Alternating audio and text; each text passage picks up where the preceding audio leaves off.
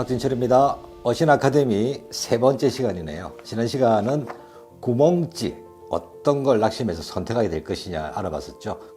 구멍찌 선택의 기본은 슬림한 게 기본이고 12에서 14g 정도의 슬림한 디자인이면 어떤 걸 선택하더라도 기준이 되고 기본이 된다는 이야기였습니다. 자, 구멍찌 이야기를 했으니까 오늘은 세 번째 시간으로 수중찌 그리고 좁쌀 봉돌의 선택.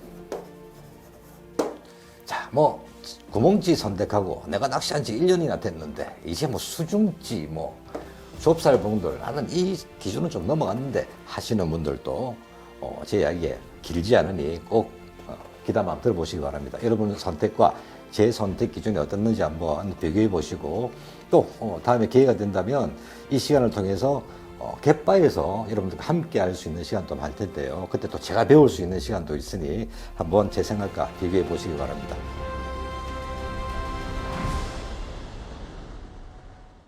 네, 구멍찌는 우리가 슬림한 형태의 약 12에서 14g 정도의 비중이면 어떤 찌를 선택하셔도 기준이 된다. 기준이고 기본이 된다고 이야기를 했었습니다. 자, 그러면 수중찌 선택의 기본은 어떤 건지 한번 알아보시죠. 자, 먼저 우리가 수중찌는 제일 먼저 순간수중이라고 하는 메탈 형태로 된 수중찌가 있습니다. 이렇게 둥근 형도 있을 것이고 약간 삼각형 모양의 수중찌도 있습니다. 이렇게 구멍이 나 있고 앞뒤로 고무가 달린 것도 있고 앞뒤로 이렇게 고무가 꼽혀 있으면 완충 역할을 하기 때문에 찌와 수중찌 사이에는 O형 고무를 안 달아도 되겠죠. 이런 순광수중은 일단 부피가 작죠. 부피가 작습니다. 왜? 메탈로만 되어 있기 때문에 수중찌 중에서는 가장 내려가는 속도가 빠른 수중찌는 맞습니다.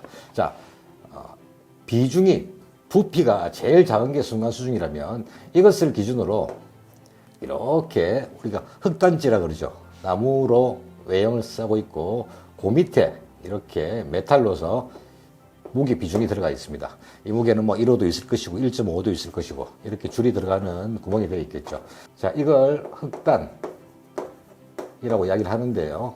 이름은 상관없습니다. 나무로 된 것도 있을 것이고 또 어떤 것은 위에가 플라스틱 사출로 되어 있는 것도 있어요. 모양이. 그리고 밑에는 항시 무게 비중이 들어가 있습니다.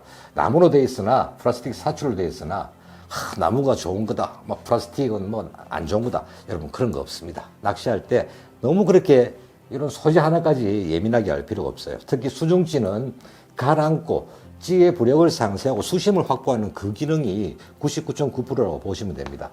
그래서 수중찌는 사실 비싼 수중찌보다 부력만 잘 맞다면 가격 위주로 선택하시는 것이 도움이 될 수 있습니다. 자, 이 찌는 순간 수중에 비해서는 부피가 좀 커지겠죠. 자, 그 다음에 아주 큰 이거는 사출찌로 봐야 되겠죠.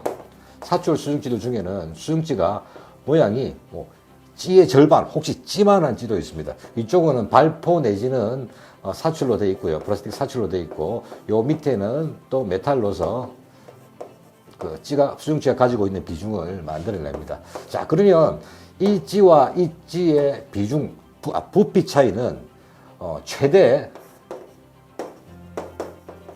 부피가 10배도 날 수 있습니다. 그죠? 요만한 것부터. 지금 자료 사진이 나가는 것 같은데, 이렇게 작은 것도 있고, 이렇게 큰 것도 있습니다. 자, 어떤 차이가 있을까요?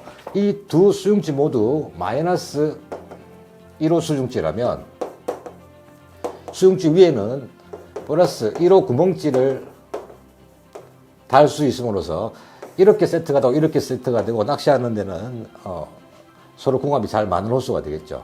하지만, 부피가 10배로 작은 이 수중찌와 부피가 10배로 큰 이 수중찌의 차이는 분명히 있을 것입니다. 채비가 물속에 착 들어가서 찌에 매듭이 탁 닿으면 수중찌는 이렇게 물속에서 구멍찌고요. 수중찌가 된다면 매듭이 탁 닿게 되면 이 수중찌가 이렇게 작은 것과 이렇게 큰 수중찌는 조류가 흐르게 되면 조류 받는 면적이 커지기 때문에 채비 각도가 조금 더 또 채비 움직임이 조금 더 빨라질 수 있습니다. 자, 하지만 이 차이가 10배가 된다 그래서 사이즈가 조류받는 면적이 10배가 된다 그래서 이 똑같은 10의 조류가 흐른다고 생각하면 얘가 10배로 빨리 가느냐? 전혀 그렇지 않습니다. 이 수중지가 아무리 크다 하더라도 이 수중지가 받는 조류의 면적보다는 이렇게 들어가 있는 원줄과 이렇게 들어가 있는 목줄, 이 원줄과 목줄이 받는 조류의 면적이 훨씬 큽니다. 수중지가 커서 조류를 받아서 채비를 움직이는 것보다는 원줄과 목줄, 물속에 들어가 있는 원줄과 목줄이 받는 면적이 훨씬 크기 때문에 순간 수중을 쓰나 또 이렇게 부피가 큰 수중지를 쓰나 굳이 따지자면 이 부피가 큰 수중지를 썼을 때 이 정도의 채비 각도가 나온다면 순간 수중을 썼을 때는 이 정도의 채비 각도라고 보면 되겠습니다. 자, 이것이 여러분들 입지를 받고 못 받고를 결정짓지는 않습니다. 다만 채비 운영을 할 때 미끌림이 아주 많을 때는 이렇게 순간 수중, 바로 수심이 확보돼 가지고 채비 견제를 하더라도 빨리 떨어지는 수중지보다는 부피가 큰 수중지가 채비 견제를 했을 때 채비가 다시 떠올랐다가 미끌림이 복잡한 바닥에 다시 붙는 그 과정의 시간을 조금 더 가져갈 수 있다. 그 선택 기준이라고 보시면 되겠습니다. 장단점은 있어요. 이 수중지, 순간 수중지는 여러분들이 이렇게 채비의 각도, 조류가 받는 면적을 생각해서 선택을 하는 기준보다는 순간 수준은 이렇게 사출, 큰 수중지보다 여러분들이 캐스팅을 할 때 채비꼽이라든지 채비 운영이 훨씬 수월합니다. 그리고 이 부피가 큰 수중지는 수중지하고 무게가 비슷해지면서 캐스팅할 때 채비가 꼬일 경우가 많죠. 또 수중에 탁 떨어지고 나서도 채비 내려가는데도 수중지만큼 깔끔하게 쫙 채비 정렬되기는 조금 어렵습니다. 자, 제가 초중급의 조사님들께 이렇게 낚시를 해라고 권한다면요, 저는 이 수중지를 권하지는 않습니다. 채비가 안정되고 나서 조류받는 면적이 조금 큰 건 아까 제가 뭐라 그랬을까요? 아주 미세한 경우라 그랬죠. 정말 바닥이 복잡한 경우가 아니라면, 그래서 정말 복잡해서 조금이라도 도움을 받고자 하는 상황이 아니라면 가급적 순간 수중 하나만 하더라도 여러분들 낚시라 이걸 썼다 저걸 썼다는 것보다는 오히려 이 순간 수중만을 고집하면서 여러분 채비 컨트롤 유지한다면 본인의 감을 훨씬 높일 수가 있습니다. 또 장타 낚시, 아주 멀리 낚시를 할 때는 20m 이상의 장타를 칠 때는 순간 수중이 훨씬 유리하다는 거 꼭 기억을 하시면 되겠습니다. 자, 저는 솔직히 말하면 반유동 낚시를 할 때 10 중에 9는요 순간 수중만을 사용을 합니다.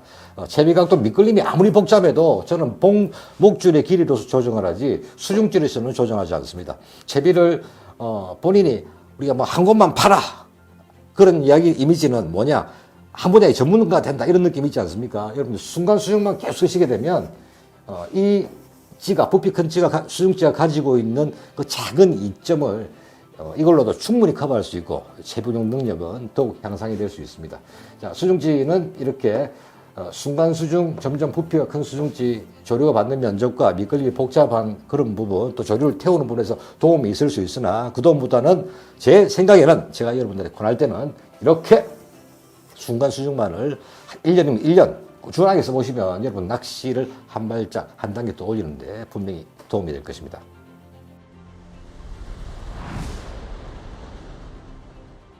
자, 이렇게 수중지를 순간 수중으로 여러분들이 제 말을 듣고 구입을 하셨다면 다음은 우리가 목줄에 다는 좁쌀 봉돌이죠.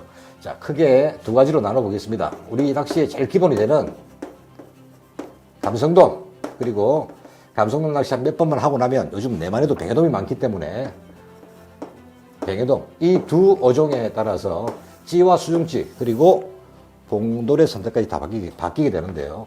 여러분들이 감성돔 낚시를 할 때는 G2, G1, B,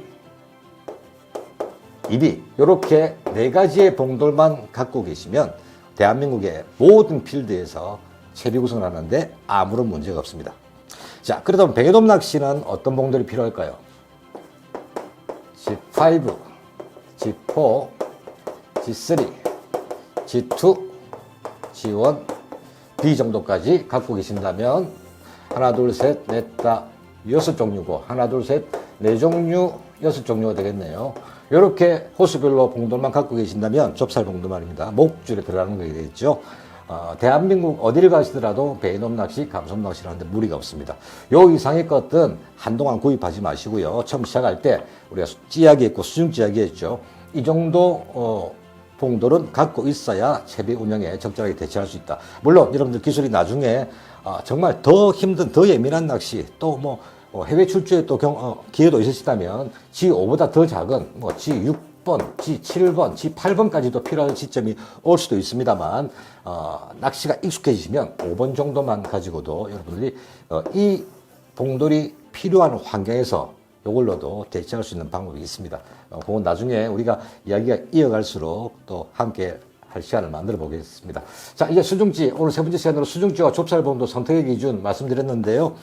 슬림한 찌 구입하셨고, 제 이야기를 듣고 순광 수중 위주의 수중찌를 사용하시고, 그리고 감성돔, 뱅에돔에 맞는 약 10개의 봉도를 구입하셨다면 여러분들 채비 구성의 것은 완성하셨다고 보면 되겠습니다. 자, 다음 시간 또 다른 재미있는 이야기로 함께 하도록 하겠습니다. 당신은 신을 믿습니까? 신을 믿는 이유, 피싱 내비게이터, 어종별 입질 확률, 피싱그램엔 어신 파트너스까지. 당신의 낚시 파트너 어신.